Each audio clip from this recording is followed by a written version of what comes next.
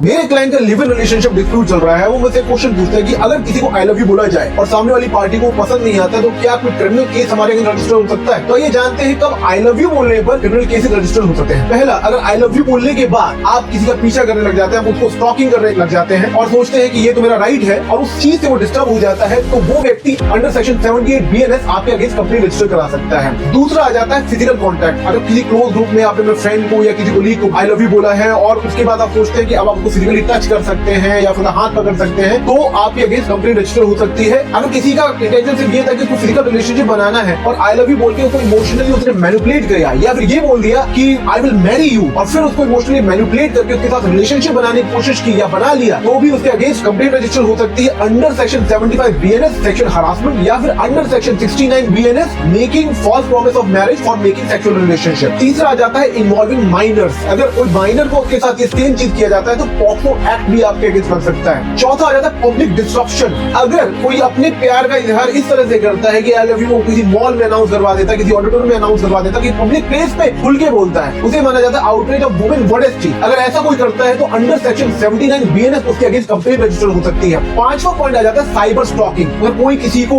WhatsApp पे social media पे बार बार उसको परेशान कर रहा है, बार बार वही चीज बोल रहा है, बार बार उसे बोल रहा है कि आई लव यू और इस तरह से उसके साथ कॉन्टेक्ट बना रहा है जिससे वो परेशान हो रहा है, उसने उसको ब्लॉक भी कर दिया है लेकिन फिर भी वो उसको पीछा नहीं छोड़ रहा है, तो वो भी स्टॉकिंग के ऑफेंस के अंडर आता है और IT एक्ट के अगेंस्ट भी आता है और ये साइबर क्राइम भी कहलाता है। ये सारे जो इंस्टेंसेस है, इन इंस्टेंसेस में क्रिमिनल कंप्लेंट रजिस्टर हो सकती है। अगर कोई झूठी कंप्लेंट कर देता है इन सारी रीजन को दिखाते हुए या इनमें से कोई रीजन को दिखाते हुए, तब आपको प्रूव करना होता है कि जो उसने एविडेंस प्रूव किए हैं उनको रिफ्यूट करना होता है और बताना होता है कि जो उसने एविडेंस प्रूव किए हैं जिससे वो जस्टिफाई हो रहा है वो रीजन ये नहीं था। आप हमें सब्सक्राइब कर सकते हैं for more such kind of informative videos. Thank you very much.